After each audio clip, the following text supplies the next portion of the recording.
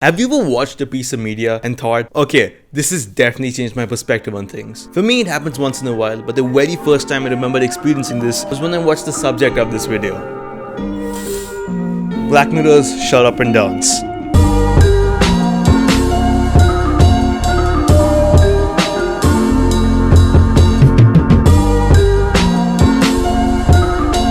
To learn more about Black Mirror Shut Up and Dance, we need to know more about Black Mirror. Now, imagine a world in which technology has more importance than the people themselves. Thanks to the funny Tesla man and the funny Dogecoin, this is already happening in the real world. Black Mirror is a British anthology show that deals with the hyperbolic version of this idea. An anthology just means that every single episode has its own story and its own plot. All the episodes just follow the same theme. It deals with the situation of technology invading every single aspect of our lives. For example, the episode of White Bear, which deals with the idea of imprisonment of prisoners through technological means, or the episode Nosedive, where every single interaction you have is rated from a scale from 1 to 5, and that just leads to fake happiness and fake friendships just in everyday life. Now, I honestly feel that every single episode of Black Mirror warrants discussion, but today we're going to be discussing one of my favorite episodes, Shut Up and Dance.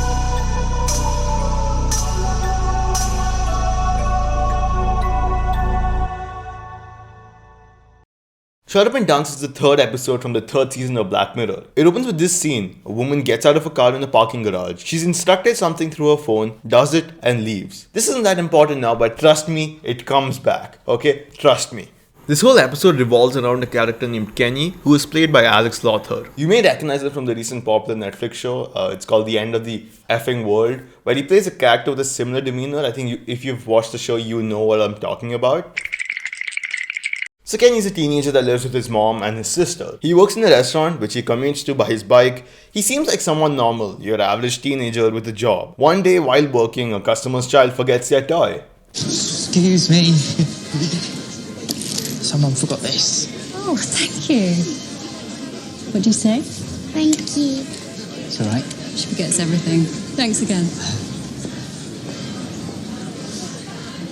So he's a pretty sensible and caring guy, right? He comes back home from work that day to find out that his sister took his laptop and downloaded some software to watch the Love Sosa music video on repeat. It's your own. Mine's bust. Yours has gone all frozen anyway. What did you do? These bitches love salsa, oh, and I know. Only to later realize that it was malware. An honest mistake happens to the best of us. It happened to me when I was 9 and I tried to download Minecraft mods on the family computer. True story, by the way. She actually wanted to download some software that let her watch movies, but obviously it's malware. So he does what a sensible person would do. He looks up an antivirus to remove the malware and he installs it and removes it. Or at least he thinks he does, because the antivirus he downloaded was actually a malware in of itself. So what does the malware he installed do? It records your video camera and your audio. And it eventually just catches him up, you know.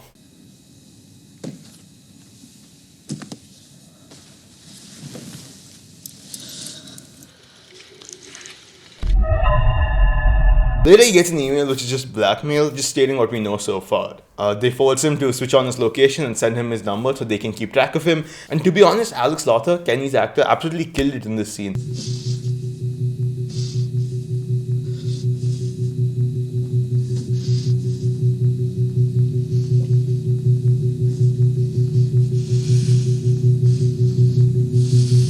I feel like he perfectly embodied that sinking feeling when you first get infected by malware and you're just like, oh no, what do I do now? I just wanted to watch the Love Sosa video on repeat.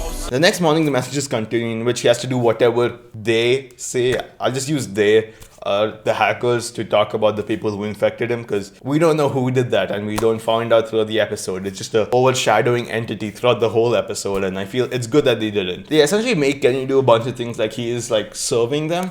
This goes back to the title of the episode, Shut Up and Dance. Although it does share the name with a popular pop rock song from 2014, it essentially shows how Kenny is under their control and he has to shut up and dance whenever they say so. The next day he gets activated, so he has to do whatever they say, otherwise they'll just release the information on him. It's that simple, but that's scary. He gets sent a location, which is an hour away on his bike, that he has to reach there in 45 minutes. So you know what it's time for? Biking montage. Let's go!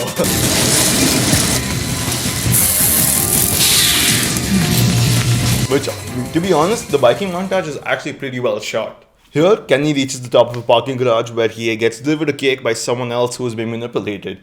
This shows that it's bigger than we thought. It's not just one person, there's definitely more than one person. We tell Kenny to take a cake to a hotel room, and this is where we meet Hector. Hector is a middle-aged man with a wife and kids who is also being threatened by the same group. The dirt they have on him is that he had an affair, and they have proof of it. Hector acts as sort of a companion to Kenny in this video, since they're the two characters we explore who have been affected by the hackers in this this episode.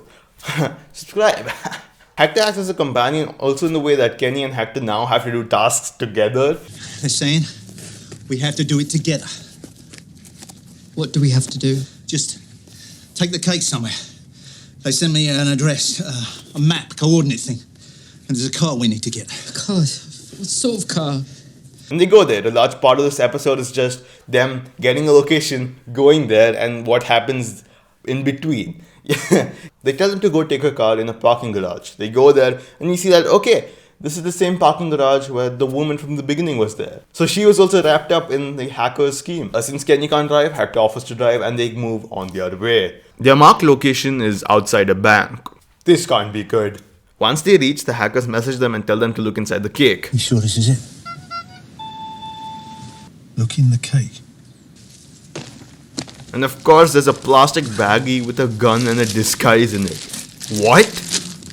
They are forced to rob the bank. One of them will have to be the getaway driver, and one of them needs to go in and ask for the money. Kenny got the short end of the stick here since he can't drive, so that means he has to be the one that goes in. It breaks him that he has to actually rob a bank, and Alex Lotha again killed it, dude. I love his acting in this whole episode. It's not real. This is not real. You can do this. Keep it together. Please hold it together. Shut up! Kenny gets outside and puts on the disguise. This is a disguise? Bro, he's wearing a cap and glasses. How is this a disguise? I am wearing a disguise. But then Kenny walks in, absolutely terrified.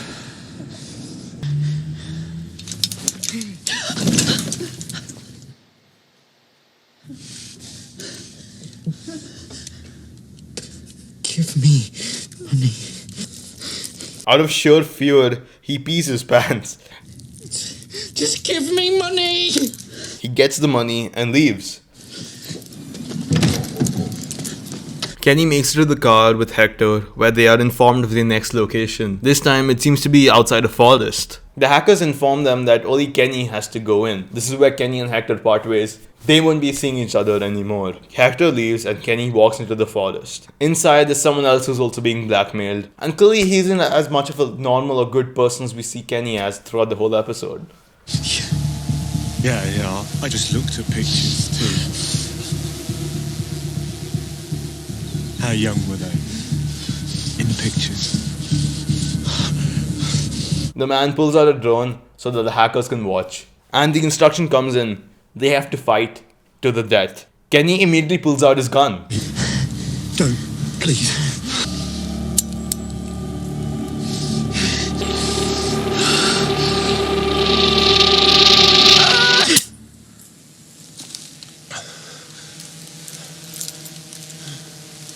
The gun was empty. The realization sinks in as they begin to fight. So this has been the majority of the episode, but now that we have everything established, it's time to discuss my favorite part of the episode.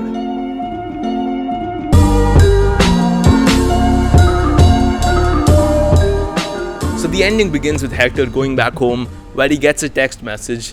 It's a troll face. It's just really funny to see because this did come out in 2013. As troll face suggests, yeah, the hackers did do a funny goof with all the people involved and they released the information on them anyway. That's when Hector walks in his wife who just found out about his affair. Then we see the other people involved also get outed. We see the guy who gave Kenny the cake and the woman from the beginning. Remember I told you that that'll be back in a major way? That's now. Thank you for watching this far. I really appreciate it. Subscribe if you haven't. She was apparently a CEO of some company and they outed her for old racist emails. So basically the hackers are just modern day Twitter stans.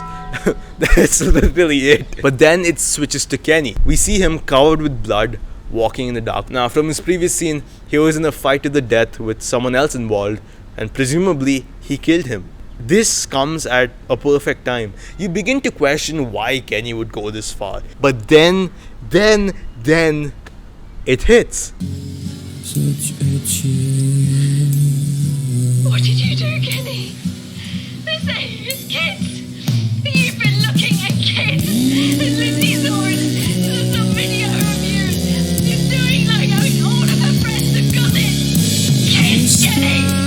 Now we don't know.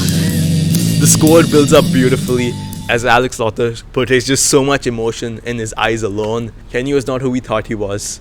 Now it makes sense why he went that far. It makes sense why he would rob a bank. It makes sense why he would kill someone. This moment, this twist is the main reason I wanted to talk about this. No matter how many times I watch, I've rewatched this scene almost like 15 times.